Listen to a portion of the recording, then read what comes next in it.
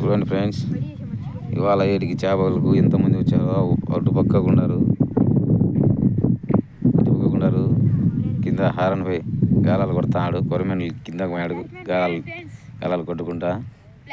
వీళ్ళ క్లాస్మేట్లే అంట. వీడేందో చూపించాడు ఫ్రెండ్స్, వాడు వచ్చాడు, ఈడు క్లాస్మేట్ అంట.